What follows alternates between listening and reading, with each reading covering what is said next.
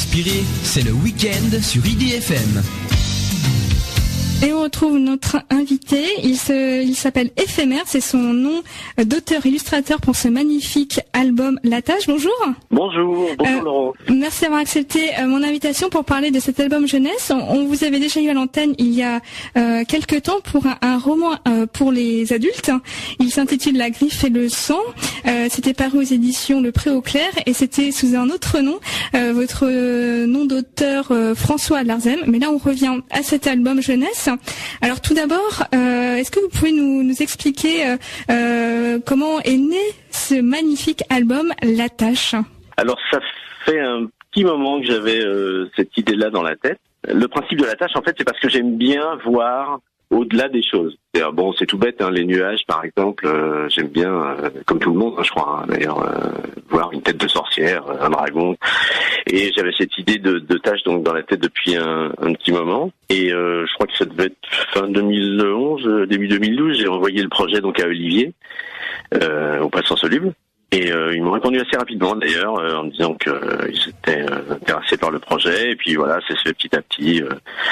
J'ai fait les illustrations dans l'année 2012, des illustrations en couleur dans l'année 2012, et c'est parti comme ça. Mais le principe de La Tâche, c'est parce que effectivement, je pense que c'est quelque chose que j'aime bien faire. Je sais pas, je me promène dans la rue ou les taches sur le sol du métro, où j'aime toujours voir les petits détails et ce qu'on peut imaginer dans ces taches. C'est une vraie plongée dans l'imaginaire, à la manière, d'ailleurs vous l'évoquez le nuage, mais à la manière où lorsqu'on est enfant, on se met sur une pelouse ou même à la plage et on lève les yeux au ciel, on voit des nuages et on imagine tout un monde, des personnages qui naissent sous nos yeux. Et bien là c'est le cas avec cette fameuse tâche, cette tâche qui va évidemment ouvrir un monde imaginaire au narrateur, qui parle à la première personne du singulier, et on découvre en fait que cette tâche nous emmène assez loin dans un univers qui mêle la chasse au trésor, qui nous emmène aussi dans le ciel, voire même dans l'univers. Oui, tout à fait, oui, assez loin. Bon, c'est cette histoire de tâche qui se transforme, donc le rêve imaginaire qui est bien lié à l'univers des enfants, en fait. Je pense qu'on malheureusement on perd un petit peu ça en étant adulte. Je pense qu'on le perd surtout parce que la vie nous pousse et qu'on n'a plus le temps peut-être de rêver, c'est peut-être ça. Oui. Mais derrière cette histoire de tâche qui se transforme, il y a plein d'autres petits messages, on va dire. C'est-à-dire que voilà, c'est la peur de l'étranger, voilà, ce croc là qui arrive et qui va envahir l'île du pirate. Enfin bon, voilà, c'est une histoire de transformation, d'imaginaire, mais aussi d'autres choses. La notion de valeur, ce fameux coquillage qui en fait ne représente rien pour le pirate et qui est tout pour l'extraterrestre. Exactement. Alors cette tâche, donc on va le découvrir, est née un peu par accident, comme ça arrive souvent une tâche. Et votre méthode de peinture, de dessin, d'illustration, vous pouvez nous donner quelques mots? Je sais qu'on passe à la radio, mais néanmoins c'est quand même un sacré travail. On va dire que c'est une cuisine. Bon, alors je travaille avec, en tout cas pour cet album-là, en règle générale, j'aime bien changer de technique, mais pour cet album-là, j'ai travaillé avec un mélange d'encre, d'aquarelle, et c'est surtout basé sur des taches. Voilà, j'utilise des brosses à dents, des cotons-tiges, des sèche-cheveux, des cure-dents, des pinceaux, bien sûr. Oui, c'est plus une cuisine que de la vraie peinture, on va dire. Et du coup, ça va très très bien à cet univers, parce que lorsqu'on part de la plage à l'univers, on ressent ce changement de technique et ça se marie parfaitement. Et puis alors ce vaisseau spatial qui forcément fait écho à tout l'univers de notre imaginaire, style la guerre des étoiles. Ouais. Ensuite, ce personnage qui part donc à la chasse au trésor avec cette tête, pareil, ça fait beaucoup penser au personnage de cet univers. Et puis on continue avec ce nuage de poussière.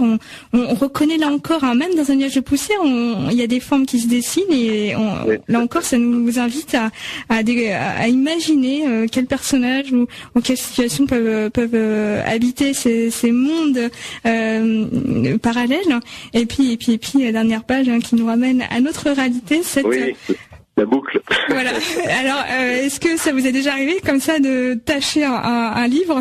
Oui, je crois que j'ai dû faire un jour une tache de café. Bon, là c'est du chocolat, mais ça arrive quand même parfois. Voilà, quand on a sur ma table de travail, je mélange le café et la peinture.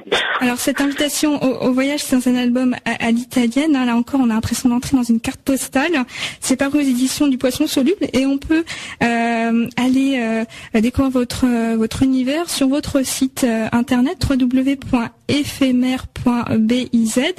Et là encore, on peut retrouver tout ce qui se passe cette année, aussi vos précédents ouvrages. On évoquait tout à l'heure le roman La Griffe et le sang, mais il y en a beaucoup d'autres depuis. Et aussi, vous êtes beaucoup en vadrouille sur la France pour rencontrer vos lecteurs.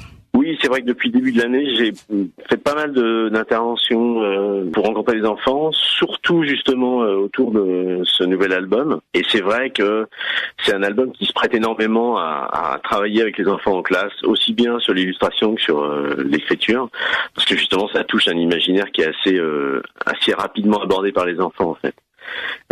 Et puis en plus de ça, ce principe de tâche, c'est-à-dire que le principe d'illustration en lui-même est assez facile à aborder avec les enfants. Le principe de l'encre, de travailler avec de l'encre en tâche, c'est quelque chose qui est assez simple à faire en atelier d'illustration, et c'est vrai que j'ai pas mal bougé depuis le début de l'année. Ouais. Ah, ça va peut-être donner des idées à des enfants d'imaginer à leur tour des histoires autour de tâches, peut-être pas de chocolat, des tâches d'encre.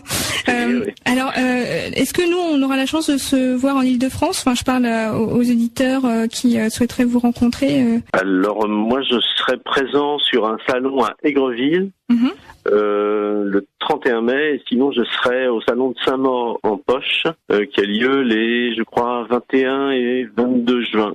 D'accord. À Saint-Maur. On retrouvera cette actualité et sur votre site internet et sur votre page Facebook. Tout à fait, oui, exactement. Très bien, alors on invite nos auditeurs à cliquer ou à vous procurer en librairie le magnifique ouvrage d'Éphémère, notre invité aujourd'hui pour nous parler de La Tâche, un album jeunesse destiné aux enfants de 3 à 103 ans. Ouais, à peu près, ouais. C'est paru aux éditions L'Atelier du Poisson Soluble. Là encore, il y a un site internet si nos auditeurs veulent en savoir plus, www.poissonsoluble.com. Et puis, y a-t-il d'autres albums à venir cette année pour aiguiser notre impatience? Oui, alors il y a un album qui devrait sortir à l'automne, pour lequel j'ai fait les illustrations, et c'est un complice qui a écrit le texte, Eric Simard, qui est un auteur jeunesse. Donc lui devrait sortir, je pense, à l'automne, a priori, en tout cas avant la fin de l'année. On prend note. Voilà. Et pour les grands ?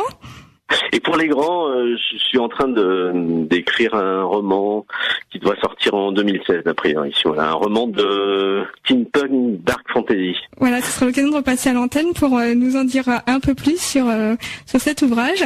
Merci à vous, Éphémère. Et puis là encore, je renvoie nos auditeurs aux livres et aux différents sites et réseaux sociaux.